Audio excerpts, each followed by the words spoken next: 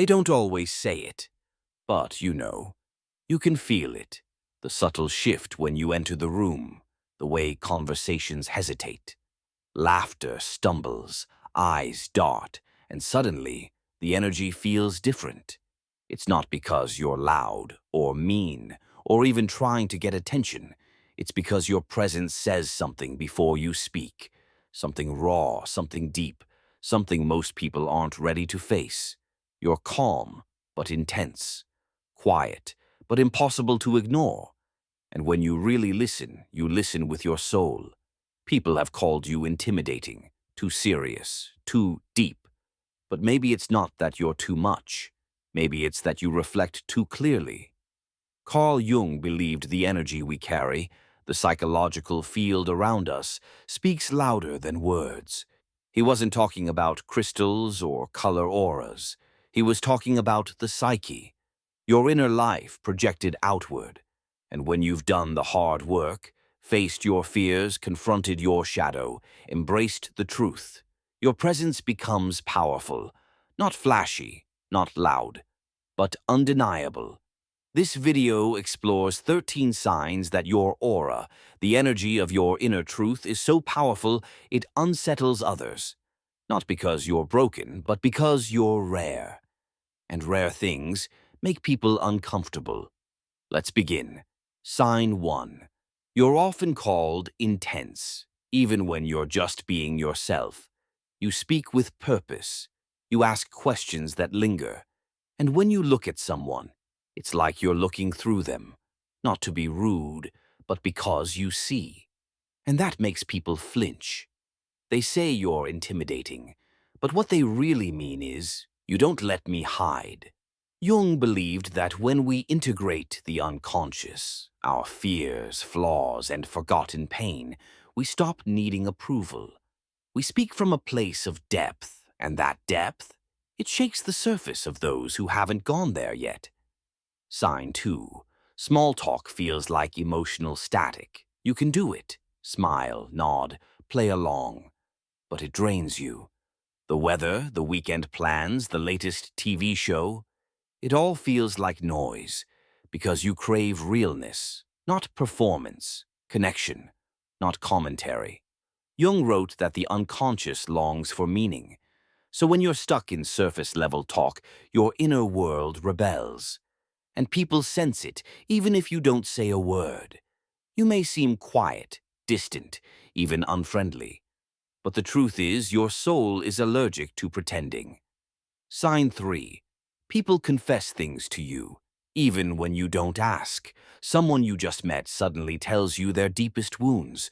Friends pour their hearts out, often with tears. You never asked for it. But it happens, again and again. This isn't random. You carry an energy that feels safe, still, non-judgmental. Jung believed some people unconsciously embody the archetype of the healer, not by profession, but by presence. But here's the hidden cost. You're often the keeper of others' pain, while your own goes unseen. Sign 4. Eye contact makes people uneasy. You look someone in the eye, and they shift. They look down. They fidget. They laugh nervously. It's not that you're staring. It's that your gaze holds something real.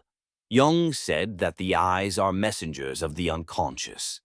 And when yours are rooted in truth, they act like mirrors. Not everyone wants to be seen like that, especially not by someone who sees beneath the surface.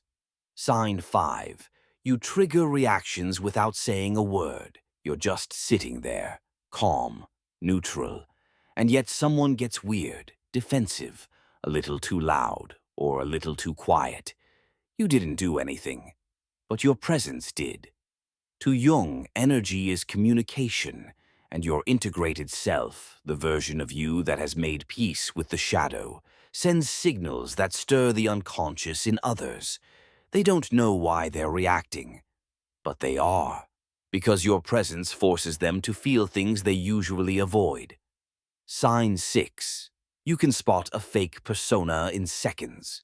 You don't need evidence, you just know. The exaggerated laugh, the curated personality, the performance of being normal.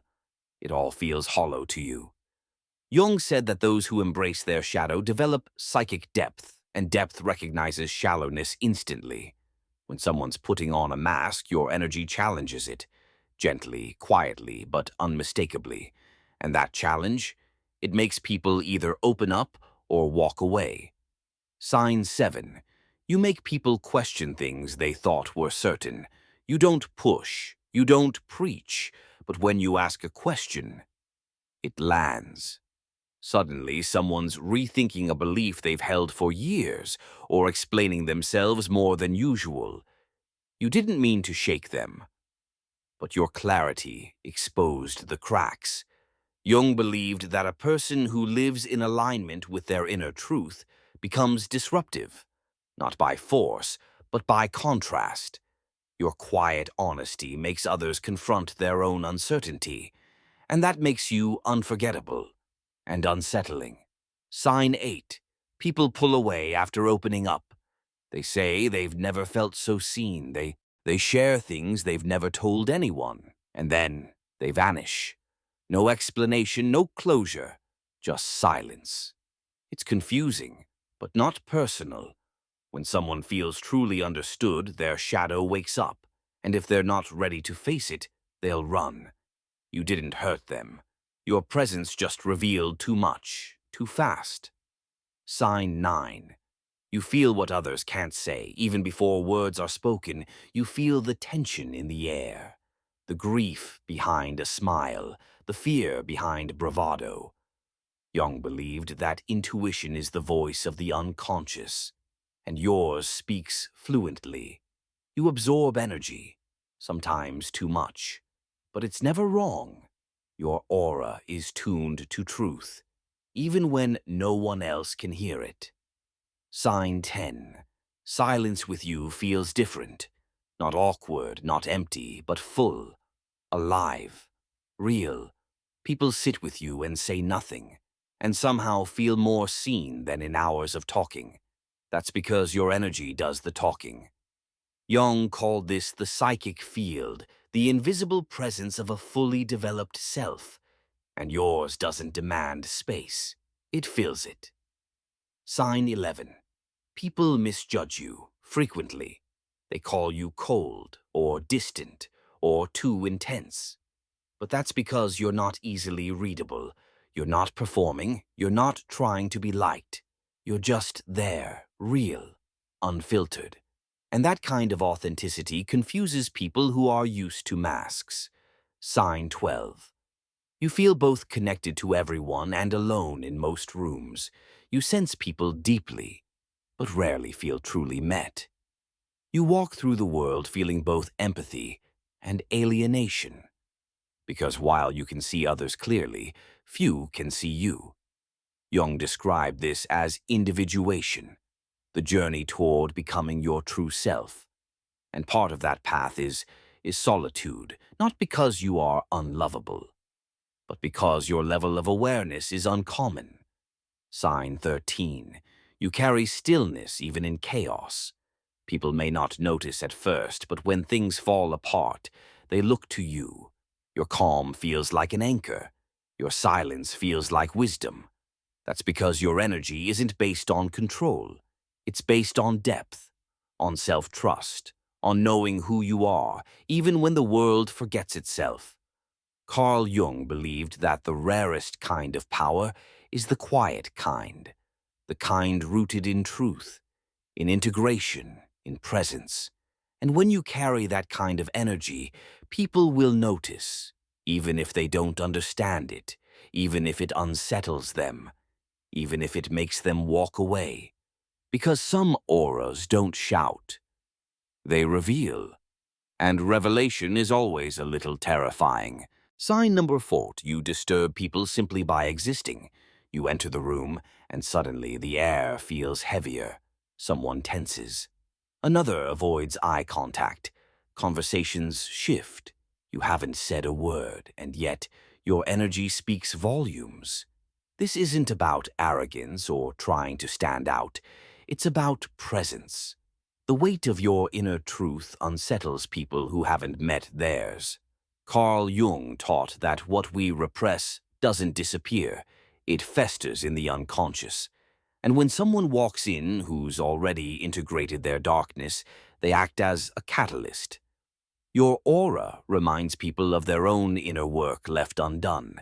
You didn't upset them.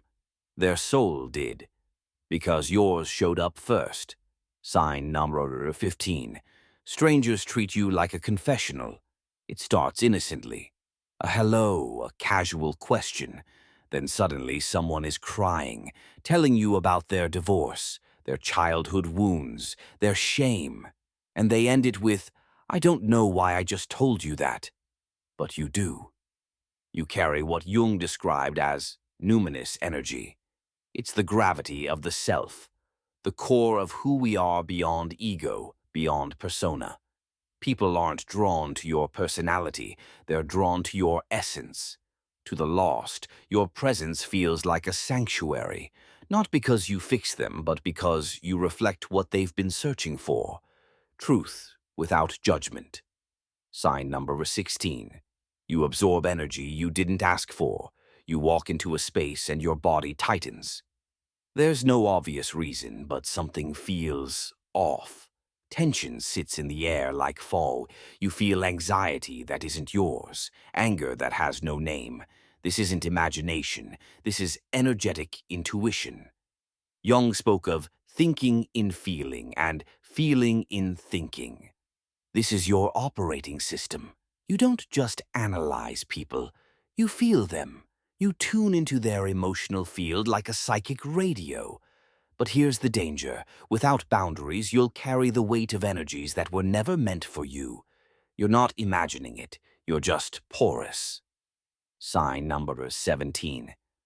You've always felt like an outsider. Not because you couldn't connect, but because you couldn't pretend. Even as a child, something in you stood apart. Not better, just different. While others played roles, you asked questions.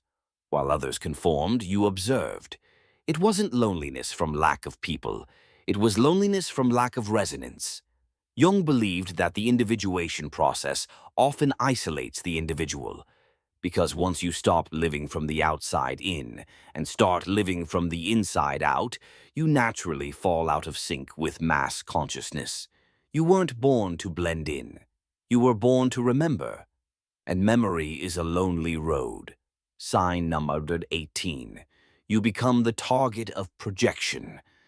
You've lived this before. Someone suddenly turns cold.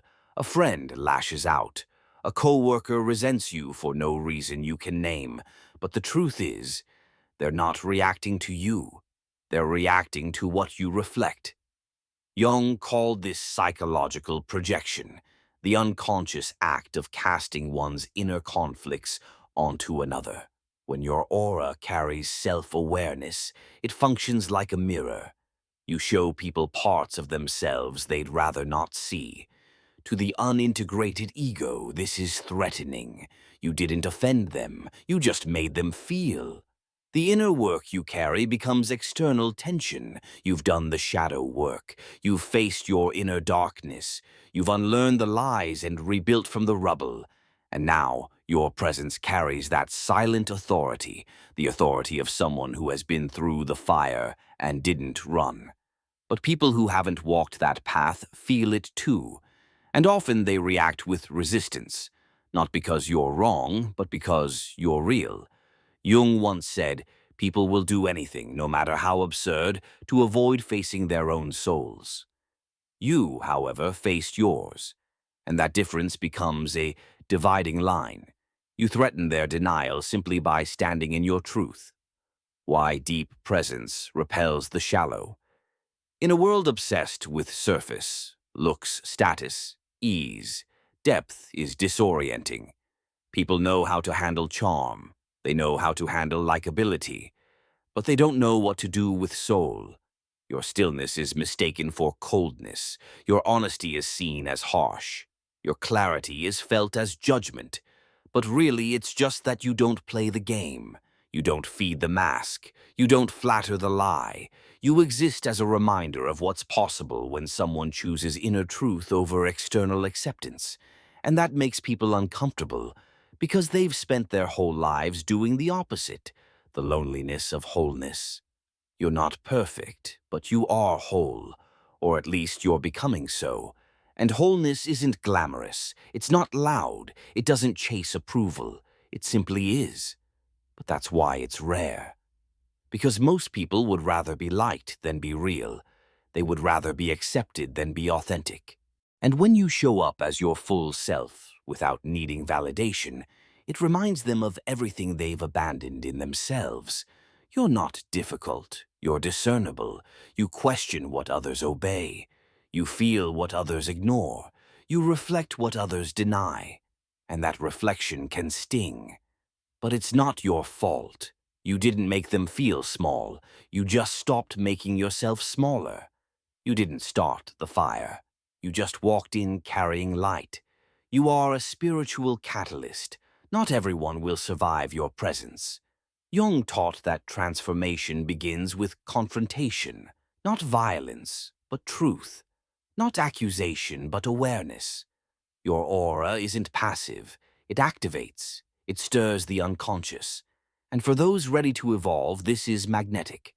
But for the ones still clinging to ego, illusion, and comfort, your presence feels like a threat. They'll try to reduce you, dismiss you, avoid you, because it's easier to reject you than to confront themselves. But here's the paradox. The more rejected you feel, the closer you are to truth. The more isolated your journey, the more sacred your path. Because you were never here to fit in. You were here to awaken. And awakening doesn't happen in crowds. It happens in silence, solitude, and self-reflection. So if you feel too much, good. That's your compass. If people call you intense, good. That means you're real. If your presence evokes discomfort, good. That means it's working. You are not here to be safe. You are here to be sincere. Your aura is not a performance. It's a vibration.